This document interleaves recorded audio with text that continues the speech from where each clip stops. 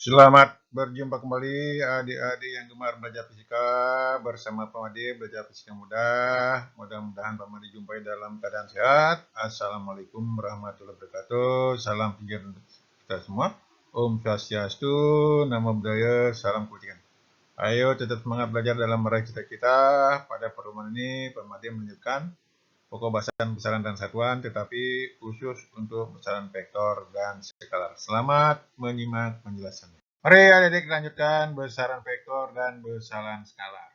Di mana pada sub sebelumnya kita belajar besaran pokok dan besaran turunan. Pada problem ini saya lanjutkan, yaitu besaran skalar adalah besaran yang hanya memiliki besar atau nilai saja. Contoh, jarak, kelajuan, massa, volume, massa jenis, usaha, energi, potensi listrik, dan suhu.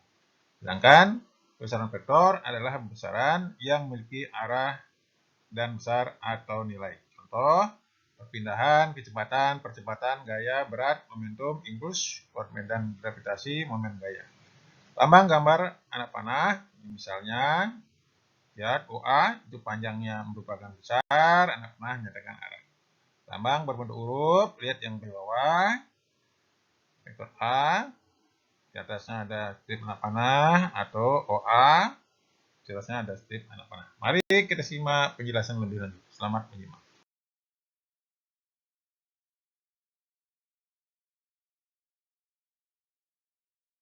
Mari adik lanjutkan, yaitu menggambar sebuah vektor. Ini ada vektor F, besarnya 10 Newton, arahnya 45 derajat. Cara menggambarnya, kelas bulu horizontal, ambil satu titik pangkal, kemudian arah hitung dari sumbu X positif.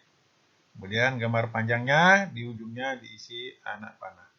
Setelah vektor F 10 Newton, arah 40 derajat seperti pada gambar. Mari kita simak contoh yang lain. Selamat menyimak.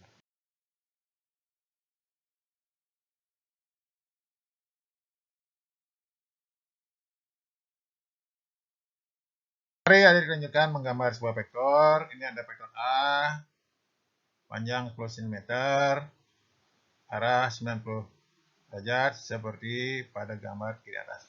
Kemudian ada vektor B, besar 12 cm, arah 135 derajat. Ingat, dihitung dari sumbu X positif berlawanan arah dengan arah jarum jam. Mari kita simak materi berikutnya. Selamat menyimak. Mari adik lanjutkan operasi vektor. Yang pertama, penjumlahan dan selisih vektor. Nanti akan dibahas yang pertama dengan cara metode segitiga, metode poligon, metode jajar rendah. Selamat menyimak penjelasan berikut. Selamat menyimak.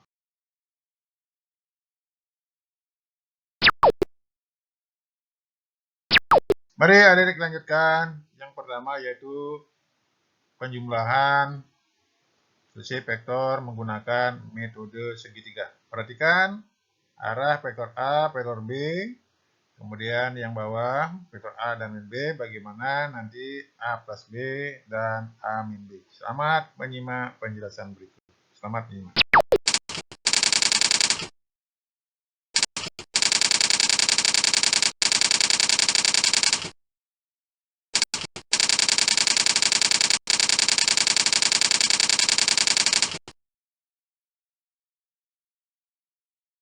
Mari adik lanjutkan. Yang pertama metode segitiga.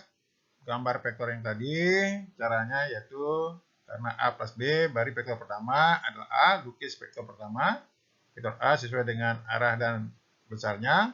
Yang kedua, lukis vektor kedua dengan pangkalnya yang berimpit dengan ujung vektor pertama A, kemudian hubungkanlah pangkal ujung A dengan ujung vektor B. Itulah dia resultan A plus B. Ingat, hasil perpaduan dua vektor B disebut dengan resultan. Selamat menyimak penjelasan berikutnya.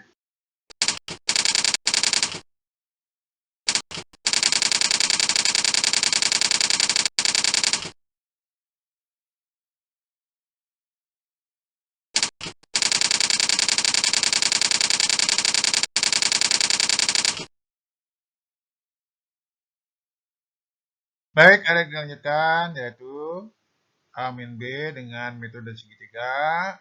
di mana A min B sama saja dengan A plus min B. Caranya, lukis vektor pertama vektor A sesuai besar dan arahnya. Lukis vektor kedua yaitu kebalikan daripada vektor B dengan pangkalnya yang berimpit dengan ujung vektor pertama. Selisih kedua vektor adalah anak panah yang menghubungkan pangkal vektor pertama dengan ujung vektor B. Setelah menunjukkan selisih dua vektor sama dengan resultan hasil selisih atau perpaduan dua buah vektor atau lebih. Selamat menyimak materi berikutnya. Baik, adik-adik, lanjutkan metode poligon, yaitu untuk menjual vektor dalam jumlah yang banyak atau poli. Lihat, ada vektor A sesuai besaran arahnya, vektor B lihat besaran arahnya, vektor C besaran arahnya. Bagaimana nanti A, B plus C? Jadi, caranya adalah mudah. Lukislah vektor A dulu sesuai besaran arahnya, dilanjutkan di ujung A. Ditambah dengan vektor B sesuai besaran arahnya, kemudian vektor C di ujung daripada vektor B sesuai besaran arahnya, kemudian pangkal A dihubungkan dengan ujung C. Itulah resultan daripada A plus B plus C sesuai dengan gambar berikut. Selamat menyimak.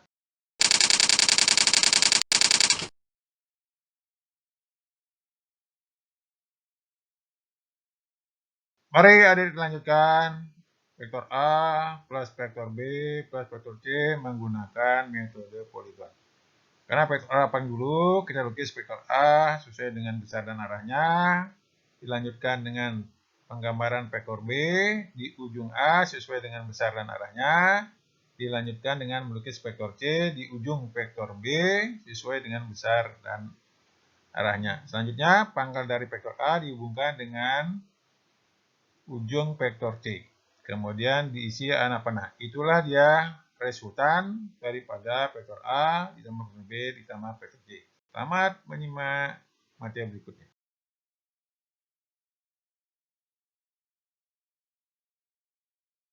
Mari adik dilanjutkan pembelahan metode poligon untuk 4 buah vektor yaitu A, B, C, dan D. Caranya sama saja. Jadi kita lukis pertama vektor A sesuai besar dan arahnya, dilanjutkan di ujung vektor A kita lukis vektor B sesuai besar dan arahnya, di ujung B kita lukis vektor C sesuai besar dan arahnya, di ujung vektor C kita lukis vektor D sesuai besar dan arahnya. Selanjutnya dilukis resultan yaitu yang menghubungkan pangkal vektor A dengan ujung vektor D, kemudian diisi anak panah. Itulah dia resultan daripada vektor A tambah vektor B tambah vektor C tambah vektor D.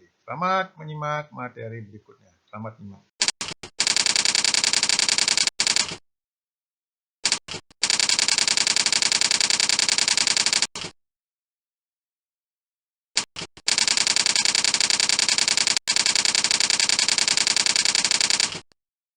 Mari adik lanjutkan.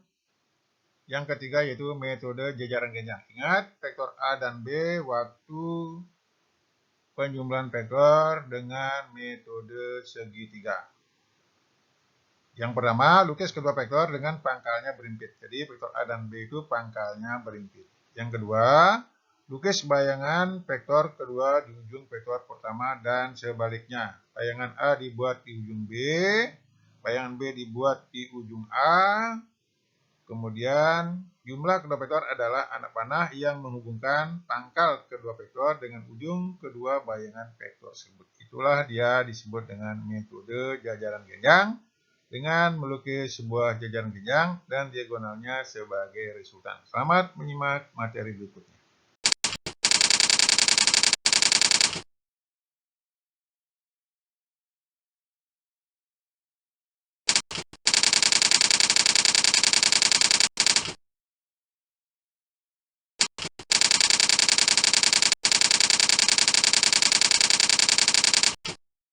Mari adik dilanjutkan bagaimana pelukisan A min B menggunakan metode jajaran genjang. Lukis kedua vektor dengan pangkalnya berimpit. Jadi vektor A yang arahnya ke atas, vektor B yang arahnya miring ke kiri, sehingga min B nanti arahnya kebalikannya. Lukis bayangan vektor kedua di ujung-ujung vektor masing-masing seperti yang tadi. Bayangan daripada vektor A ditulis di ujung daripada min B. Bayangan min B dilukis di ujung dari vektor A. Jumlah kedua vektor adalah anak panah yang menghubungkan pangkal kedua vektor dengan ujung kedua bayangan tersebut. Itulah metode jajaran genjang untuk A min B. Selamat menyimak materi berikut.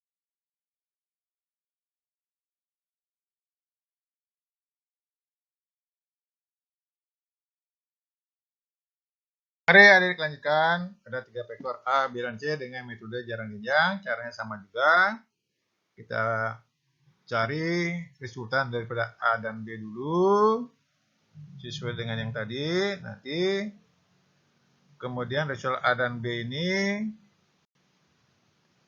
tangkapnya berimpit dengan vektor C. Lukis bayangan daripada A plus B di ujung daripada C. Kemudian di ujung dari pada resultan A plus B dilukis bayangan daripada vektor C. Kemudian terakhir hubunglah pangkal resultan A plus B dan C dengan bayangan vektor C dan resultan AB. Itulah dia resultan daripada A plus B plus C. Selamat menyimak materi berikut. Mari adik lanjutkan menentukan besar resultan vektor menggunakan rumus kosinus. Perhatikan gambar dua vektor A dan B membentuk sudut alfa dengan jajaran genjang. Metode jajaran genjang kita peroleh resultannya yang membentuk sudut theta terhadap sumbu horizontal atau sumbu X positif. Nah, besar resultannya, lihat yang kanan atas, R sama dengan akar A kuadrat plus B kuadrat plus 2 kali besar vektor A besar vektor B cos alfa. Nah, untuk menentukan arah vektor resultan dengan rumus sinus. Lihat yang nomor 2, sin theta sama dengan B per R sin alfa. Di mana nanti dengan inverse theta-nya bisa diperoleh. Sehingga nanti arah resultan terhadap sumbu horizontal atau sumbu X positif bisa diperoleh. Nah, sedangkan untuk besar A min B, yaitu lihat yang rumus bawah, R sama dengan akar besar vektor A kuadrat besar vektor B kuadrat min 2 kali besar vektor A besar vektor B cos alfa. Jadi begitu adik cara mencari resultan. Selamat menyimak materi berikutnya. Mari adik lanjutkan. Diketahui vektor A besarnya 8 Newton, B 6 Newton, sudutnya 180 derajat. Ditanyakan resultannya berapa dan arahnya. Jawab, ingat rumus resultan yang tadi? Yang tengah lihat, R sama dengan akar A kuadrat tambah B kuadrat tambah 2 kali A kali vektor B cos alfa. Masukkan angkanya. 8 kuadrat tambah 6 kuadrat tambah 2 kali 8 kali 6 cos 120 derajat. Ingat 120 derajat. Cosnya adalah min setengah karena berada di kuadran kedua. Jadi hasilnya adalah akar 52 atau disederhanakan 7,21 Newton. Lihat yang kanan bawah, arahnya sin theta sama dengan B per R sin alfa. Sin theta sama dengan 6 per 7,21 sin 120 derajat. Hasilnya 0,72. Jadi diinverskan, formula tetanya 46 derajat. Jadi begitu adik, tidak sulit. Mari kita lihat contoh berikutnya. Selamat menyimak. Mari adik lihat contoh berikut. Ada vektor A besarnya 5 Newton, B 12 Newton, keduanya bersudut 60 derajat. Ditanyakan A min B. Ingat rumus A min B tadi yang sama dengan R sama dengan akar A kuadrat plus B kuadrat min 2AB cos alfa. Masukkan angkanya. Akar 5 kuadrat plus 12 kuadrat min 2 kali 5 kali 12. Ingat cos 60 setengah. Jadi sederhanakan diperoleh akar 109 Newton. Jadi begitu adik, tidak sulit mengenai vektor dan pelukisannya. Jangan lupa mencoba soal berikut untuk meningkatkan pemahaman tentang vektor. Jangan lupa like, komen, dan subscribe dan share untuk memotivasi saya menyusun materi berikutnya. Sampai jumpa pada materi berikutnya.